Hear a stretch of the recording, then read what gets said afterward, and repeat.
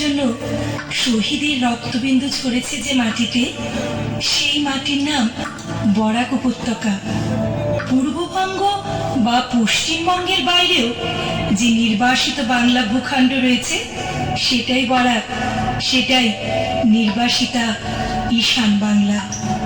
এই নির্বাসিতা ভূখণ্ডের আত্মপরিচয়ের ঠিকানা 19 আত্মপ্রতিষ্ঠার সৌধ মিনার। সাধারণ কোনো সংখ্যা বা শব্দ নয় এই 19, যে কোনো আগ্রাসন ও অন্যায়ের বিরুদ্ধে লড়াই করার অনুপ্রেরণা। কি ঘটেছিল 19 মে? সেটা 1960 সাল, তারিখ 17 ডিসেম্বর। রাজ্য জুড়ে অনসমীয়াদের প্রবল বিরোধিতা সত্ত্বেও ভাষা বিলের অনুমোদন জানিয়েছিলেন তখনকার রাজ্যপাল বিষ্ণু সহায়। সেই কুখ্যাত ভাষা সার্কুলারে বলা হলো, রাজ্যে থাকবে শুধু একটাই ভাষা, অসমীয়া। কাছাড় জেলা গণসংগ্রাম পরিষদের আহ্বানে সাড়া দিয়ে লক্ষ লক্ষ মানুষ 3 মহকুমাতেই তাদের মাতৃভাষা রক্ষার দাবিতে সংঘবদ্ধ হতে শুরু করেন। শুরু হয় একের পর এক কর্মসূচি। সাধারণ মানুষকে উদ্বুদ্ধ করতে ঘর থেকে বেরিয়ে পড়ে পদযাত্রীর দল।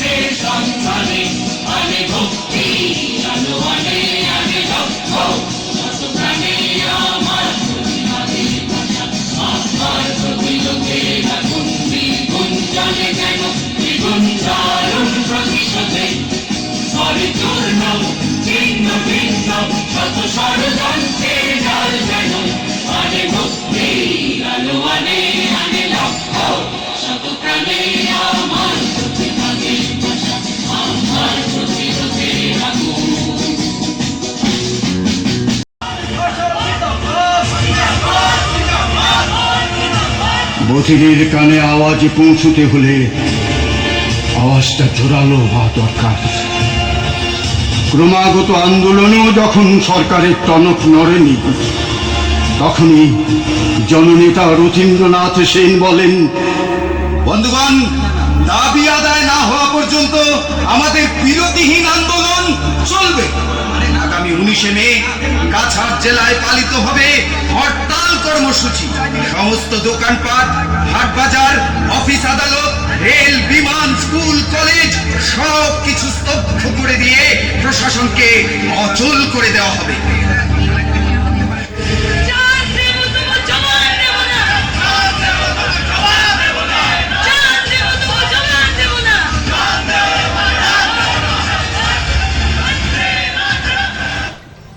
সেদিন 19শে মে ভোরের সূর্য ওঠার আগেই শিলচর রেল স্টেশন দখল করে নেয় হাজার হাজার সত্যাগ্রহী।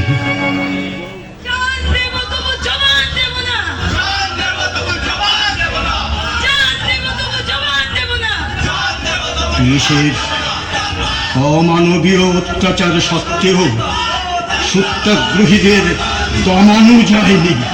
সময় তখন 2:35। হঠাৎ করেই শুরু হয় প্রবল গুলিবর্ষণ।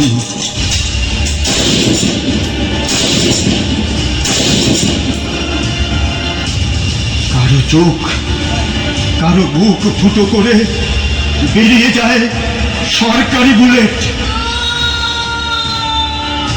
একে একে শহীদের মৃত্যুবরণ করে মাটিতে লুটিয়ে পড়েন 11 সত্যাগ্রহী।